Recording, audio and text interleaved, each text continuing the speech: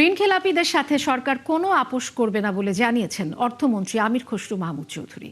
মঙ্গলবার সংসদে তিনি আরও জানান, ব্যাংক থেকে যারা ঋণ নিয়ে পালিয়েছে তাদের অর্থ দেশে ফিরিয়ে আনতে লবিস্ট নিয়োগ করা হয়েছে।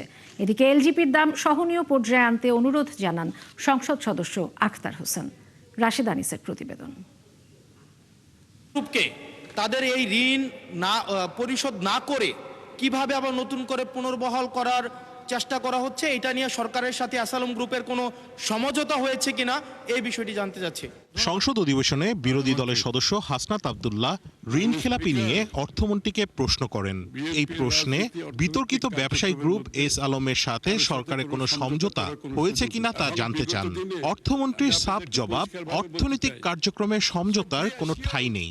বিএনপির রাজনীতিতে অর্থনৈতিক পরিকল্পনায় সমঝোতার কোনো সুযোগ নাই, এবং যারাই ব্যাংক থেকে টাকা নিয়েছে, পালিয়ে গিয়েছে, সকলের বিরুদ্ধে মামলা হয়েছে, মামলা পার্সু করা হচ্ছে, এবং এটার জন্য আমরা বাইরে প্রফেশনাল ফার্মগুলোকে অ্যাপয়েন্ট করেছি।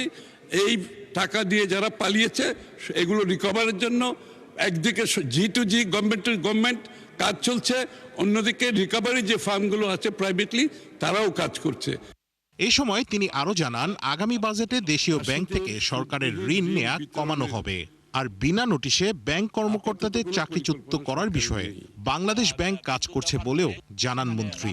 এই বিষয়ে বাংলাদেশ ব্যাংক কাজ করছে, যারা চাকরি হারিয়েছে এগুলোর ব্যাপারে একটা দীর্ঘ চলছে, তার ফলশ্রুতিতে পরবর্তীতে বাংলাদেশ ব্যাংক কার্যক্রম গ্রহণ করবে।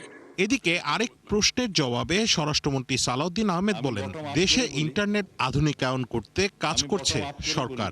ইন্টারনেট সেবা ঘরে ঘরে পৌঁছানো এবং আধুনিকায়নের পরিকল্পনাই হচ্ছে এই গভর্নমেন্টের অগ্রাধিকার।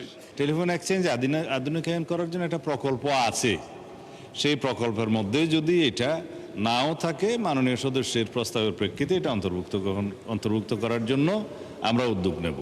এগুলো আধুনিকায়নের ক্ষেত্রে অবকাঠামো অবশ্যই উন্নয়ন করতে হবে, সেটা গভর্নমেন্টের প্রকল্পের মধ্যে থাকবে।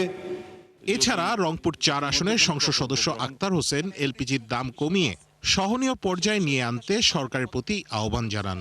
আমরা মনে করছি দাম কমিয়ে নিয়ে এসে জনজীবনে একটা স্বস্তি নিয়ে আসতে হবে। রাশেদ আনিস, ৭১, ঢাকা।